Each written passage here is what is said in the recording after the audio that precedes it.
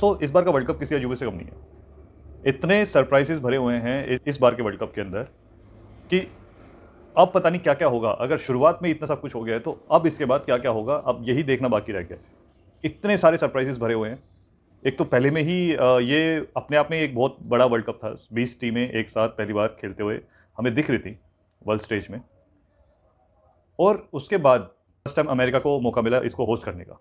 America world का सबसे शक्तिशाली देश, और अभी तक क्रिकेट की गतिविधि वहाँ पर नहीं हुई थी। बट इस वर्ल्ड कप के बाद से ये उम्मीद लगाई जा रही है कि अब अमेरिका भी वर्ल्ड क्रिकेट के अंदर अपनी छाप छोड़ने वाला है। और इस लेवल की छोड़ेगा अमेरिका छाप, ये किसी को अंदाज़ा भी नहीं था। 2 मैचेस अमेरिका जीत चुका है। पाकिस्तान जैसी वर्ल्ड चैंपियन टीम को सुपर ओवर मुकाबले में हरा के सनसनी क्रिएट कर दी है। यूएसए ने पाकिस्तान को हरा दिया।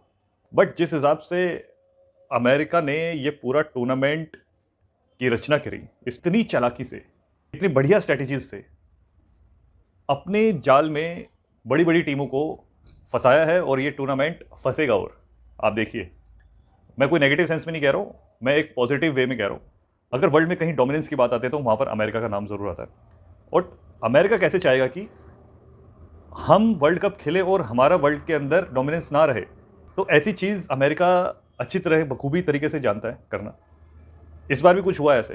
जिस हिसाब की पिच, जिस हिसाब की कंडीशंस, बिल्कुल सबके लिए एक नया एक्सपीरियंस था। हर टीम पहली बार अमेरिका जनरली लगभग खेल रही थी, या तो ऐसी पिचेस पे खेलने का अनुभव नहीं था।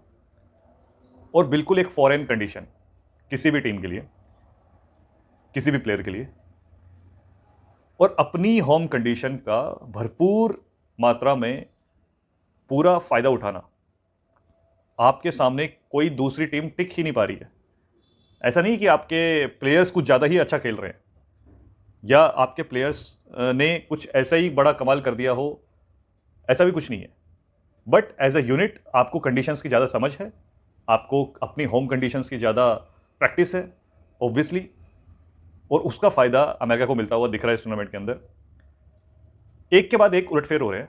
मैंने ओमान और ऑस्ट्रेलिया का मैच भी देखा। एक वक्त पे लग रहा था कि ओमान वाला वो वाला मैच में भी ओमान की पकड़ काफ़ी अच्छी हो गई थी। तो और अफगानिस्तान प्लस न्यूजीलैंड, अफगानिस्तान और न्यूजीलैंड का मैच 75 पे ऑल आउट कर दिया न्यूजीलैंड को अफगानिस्तान ने।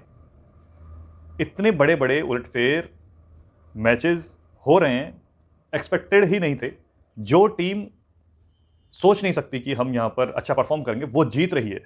और जो टीम चैंपियन होने का दावा कर रही थी यहां आने से पहले, वो अपने एग्जिस्टेंस के एज पे खड़ी हुई है।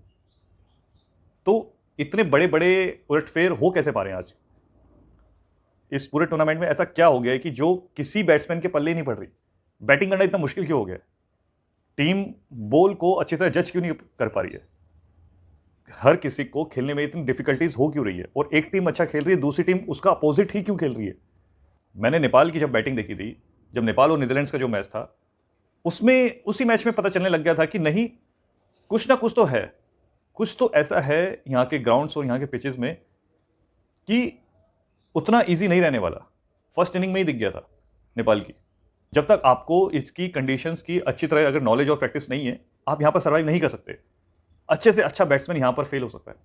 अच्छे से अच्छा बैट्समैन, अच्छे से अच्छा स्किलफुल बैट्समैन, विराट कोहली तक सस्ते में निपट गए। तो आप ये देखिए कि नेचर ऑफ प्ले एक अलग चीज़ है, बट यहाँ पर कुछ ना कुछ एक एक्स्ट्रा एक फैक्टर है जो हर किसी बैट्समैन को थोड़ा परेशान जरूर कर रहा है। अगर वो अटेंटिवली उसमें फोकस होकर अगर बैटिंग नहीं कर पा रहा है, तो यहाँ पर बैटिंग करना वाकई में मुश्किल है। और इसकी आपको प्रैक्टिस नहीं थी, इसकी आपको समझ नहीं थी यहाँ आने से पहले। जनरली ऐसा नहीं होता। वर्ल्ड की पिचेस बाकी और जहाँ पर कंट्रीज़ में रेगुलर मतलब कि क्रिकेट खेली जाती है, वहाँ ऐसा जनरली देखा नहीं गया है। बट इसका फ़ायदा भरपूर अमेरिका उठा रहा है और अमेरिका को मिल रहा है। अब पाकिस्तान के सुपर 8 में जाने के चांसेस कम हो गए हैं। अमेरिका लगातार 2 मैचेस जीत चुकी है। न्यूजीलैंड हार रही है, आयरलैंड हार रही है। ऐसी ऐसी टीम्स जो थोड़ी ऑन पेपर स्ट्रांग नज़र आती हैं, वो टीम्स हार रही हैं अपने काउंटर पार्ट से, अपनी मतलब कि अपोजिट टीम से, जो कि उनकी कमज़ोर नज़र आ रही थी। बट फिर भी ये टूर्नामेंट एक काफ़ी एक आई ओपनिंग टूर्नामेंट भी रहेगा बड़ी बड़ी टीम्स के लिए। उनको जो एक तरफा मैचेस की जो उम्मीद थी, हमेशा जीतने की एक जो आदत थी, वो उस चीज़ में कहीं रुकावट आई है। ऐसे लेवल, ऐसी पिचेस पे वैसे अच्छे अच्छे बैट्समैन और अच्छे प्लेयर्स की टेस्टिंग होती है। अच्छा हुआ ये अमेरिका में मैचेस रखे गए कि कम से कम बड़ी टीम्स को टक्कर देने वाला कोई है, और अच्छी खासी टीम जो ये सोचती थी, जो छोटी टीम से मैचेस रखने में अवॉइड करते थे अपने आप को, तो उनको ये ज़रूर पता चल गया होगा कि ऐसा नहीं है कि आपने सामने वाली टीम को छोटा समझ लिया, ऐसा ऐसा मत समझिए। T20 में हर टीम बराबर लेवल की हो सकती है, भले ही वो स्किल सेट पे ना हो, बट अगर वो उस दिन अच्छी तरह उनकी बॉलिंग और बैटिंग क्लिक कर जाए तो वो आपको हरा सकती है इजीली। तो अमेरिका ने उस चीज़ का भरपूर फ़ायदा उठाते हुए, अमेरिका को तो फ़ायदा हो ही रहा है, कनाडा भी उस चीज़ का फ़ायदा ले रही है, क्योंकि थोड़ा कंडीशन उसके साथ मिलता जुलता भी है और प्रैक्टिस भी काफ़ी कर रहे थे अमेरिका के अंदर, तो कनाडा आयरलैंड को हरा रहा है। सो ओवरऑल देखा जाए तो ये टूर्नामेंट में अभी कुछ जल्दी से प्रेडिक्ट कर पाना बहुत मुश्किल रहेगा। कोई भी टीम किसी भी टीम के ऊपर हावी हो रही है। नेक्स्ट मैच नेपाल का हमारा श्रीलंका के साथ है, और श्रीलंका भी आज बांग्लादेश से हार चुका है।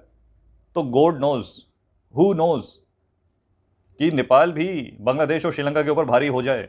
एक ना एक मैच में नेपाल इन दोनों टीम में से एक के ऊपर तो चढ़ने वाला है, और ये अंदर से वाइब्स आ रही है, क्योंकि आप टूर्नामेंट आपको दिखता हुआ ऐसा ही दिख रहा है, कोई भी किधर भी कहीं से भी अटैक कर सकता है।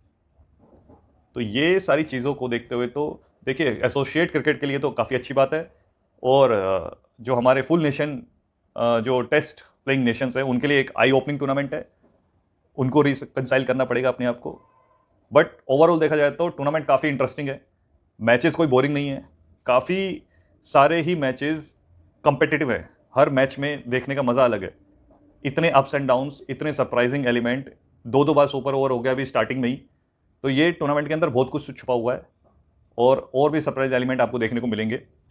और आपको जिन टीम्स की उम्मीद नहीं थी सुपर 8 के अंदर जाने की, आपको वैसी टीमें देखने को मिलेंगी, और क्या पता फाइनल भी खेलता हुआ कोई ऐसी टीम मिल जाए, अनएक्सपेक्टेड सी टीम।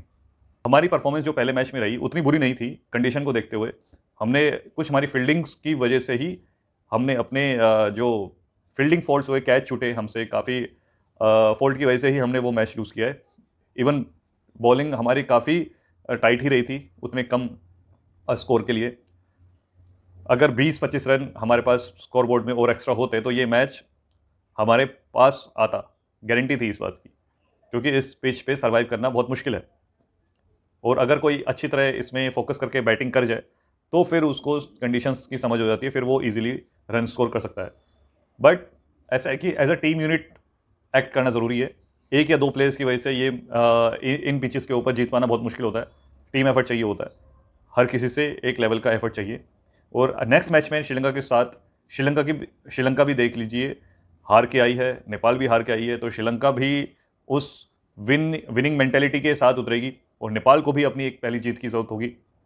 तो नेक्स्ट मैच है 12 जून को, उस दिन हम एक्सपेक्ट करेंगे कि एक बढ़िया क्रिकेट, एक फियरलेस क्रिकेट नेपाल की तरफ से हमको देखने को मिले, और श्रीलंका को बता दिया जाए कि ये अमेरिका है, यहाँ पर उलटफेर हो रहे हैं बड़े बड़े, तो आप भी तैयार रहिए कोई बड़ा एक उलटफेर देखने के लिए। तो नेपाल का हमेशा से एटीट्यूड उसी हिसाब का रहना चाहिए। दोस्तों आज की वीडियो में सिर्फ इतना ही, आपसे मिलेंगे आप प्री मैच एनालिसिस डिटेल में श्रीलंका के साथ, नेपाल वर्सेस श्रीलंका के मैच की डिटेल्स के साथ। तब तक के लिए नमस्कार।